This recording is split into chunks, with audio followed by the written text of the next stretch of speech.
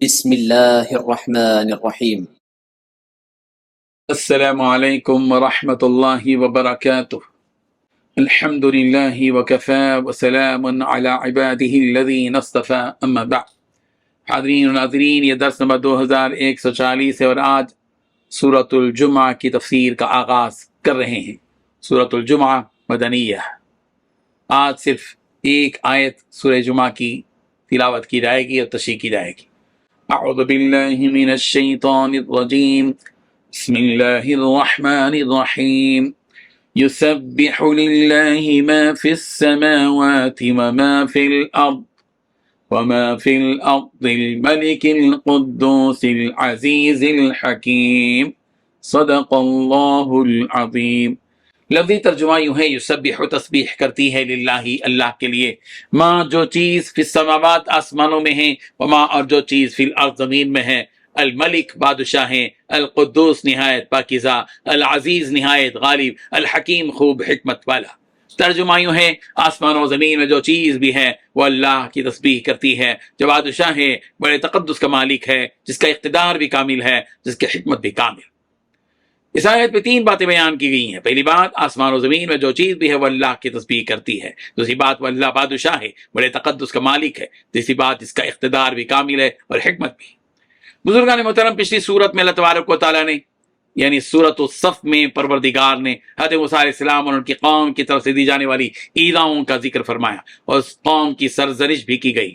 اب اس صورت میں اللہ تبارک و تعالیٰ نبی رحمت صلی اللہ علیہ وسلم اور آپ کی امت کا تذکرہ فرما رہے ہیں تاکہ اس امت کی جو فضیلت ہے اس کا علم ہو جائے۔ اور پچھلی صورت میں حضرت عیسیٰ علیہ السلام نے جس آخری نبی حضرت محمد عربی صلی اللہ علیہ وسلم کی بشارت دی تھی، اس نبی کا تذکرہ بھی اس صورت میں کیا جا رہا ہے۔ چنانچہ سب سے پہلے اللہ تبارک و تعالیٰ کی بڑائی اور اس کی عظمت اس صورت میں کی جا رہی ہے۔ اس صورت کی ابتدا اللہ کی تسبیح سے ہو رہی ہے کہ جس اللہ نے حضرت موسیٰ علیہ السلام، حضرت عیسیٰ علیہ السلام، نیز محمد عربی صلی اللہ علیہ وسلم کو نبی بنا کر بھیجا، اور جن کے ذریعے پیغام پہنچایا گیا کہ عبادت صرف اسی ایک رب کی جائے گی اور اسی کے حکموں پر عمل کیا جائے گا، وہ ایسا عظیم پروردگار ہے کہ اس رب کی بڑائی اور ہم صرف جنات و انسان ہی نہیں بلکہ اس دنیا میں جتنی بھی چیزیں موجود ہیں، چھوٹی سے چھوٹی چیزیں، بڑی سی بڑی چیزیں، جان والی چیزیں، بے جان چیزیں، ہر چیز اس رب کی تسبیح اور پاکی بیان کرتی ہے۔ سورہ بنی اسرائیل کی آیت نمبر 44 میں بھی کہا گیا، وَإِن مِّن شَيْءٍ إِلَّا يُسَبِّحُ بِحَمْدِهِ،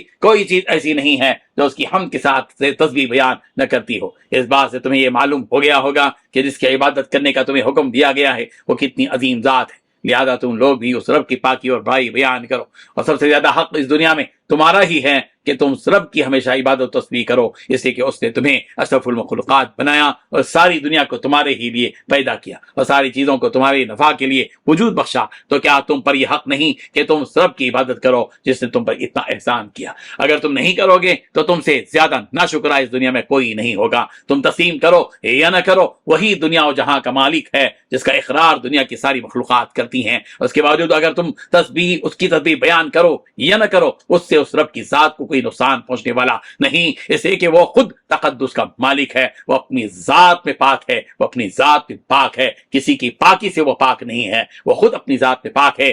لیکن اگر تم اس رب کی عبادت سے منہ موڑو گے تو جان لو کہ وہ رب بڑی قوت و طاقت والا ہے، اگر وہ تم سے انتقام لینے پر آ جائے تو کوئی تمہیں بچا نہیں پائے گا، اور وہ رب بڑی حکمت والا ہے۔ حضرت میسرہ رضی اللہ عنہ سے مروی ہے کہ یہ آیت یسبح للہ ما فی السماوات وما فی الارض الملک القدوس العزیز الحکیم تورات میں 700 آیتوں کے ساتھ لکھی ہوئی ہے، یعنی سورہ جمعہ کی پہلی آیت۔ اللہ تبارک و تعالیٰ ان آیات کی حقیقت کو سمجھنے کی توفیق عطا فرمائے، آمین۔ وآخر دعوانا ان الحمد للہ رب العالمین۔